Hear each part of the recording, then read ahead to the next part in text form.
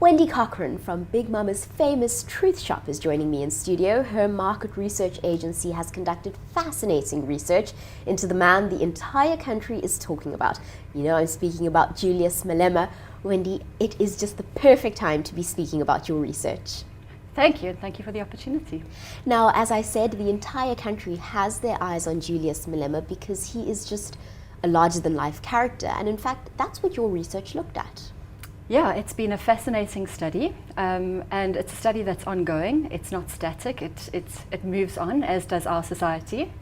And it began intensely qualitatively, going out into field armed with a camera crew and trying to immerse ourselves in a cross-section of South African society's lives, literally having breakfast, having conversations while people were in their pajamas, eating cornflakes, from everybody from the Gogo deep down in deepest rural KwaZulu-Natal, or Limpopo province, to the executive sitting at the top of the ivory tower. And what we were hunting for were themes. We were hunting for the shifts, the changes, the evidence as to who we're becoming as a society, how we're changing, and what we value, how that is changing. We were hunting as well for the heroes, the new heroes that are emerging. And what was interesting is these heroes can be people, like our notorious Julius Malema, or they can be brands. They can be brands that suddenly are responding to new needs that are erupting in society. So that's what we're looking for. Yeah.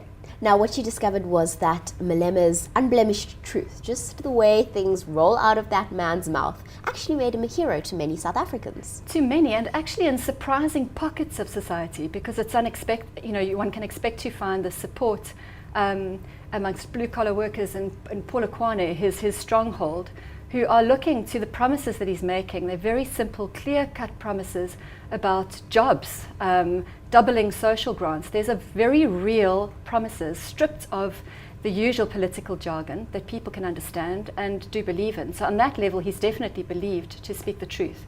What was interesting was how even intelligent, educated sections of society, where one might not necessarily expect to find such a rebellious political force finding ground.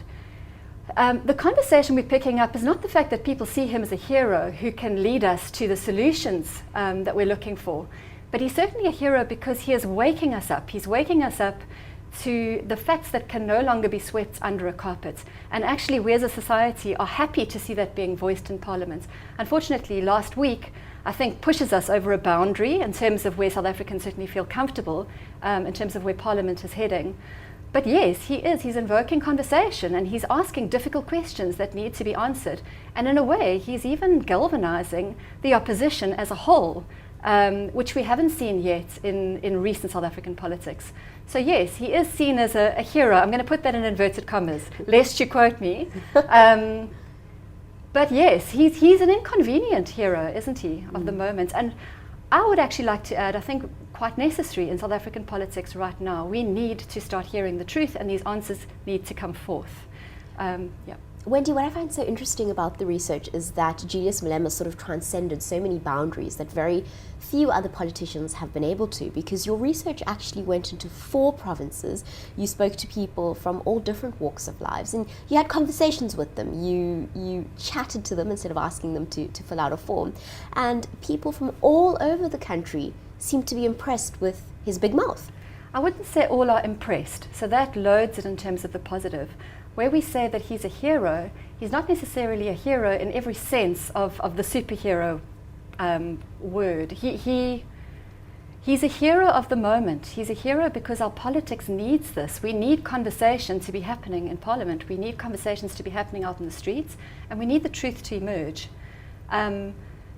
So at large, I think a lot of the people we spoke to were very dissatisfied and starting to feel quite shaky about the future. I've done this work for many, many years, and I think what struck me was how certainly people's aspirations had sobered, people's sense of the future had diminished, and people are looking for leaders to provide those answers.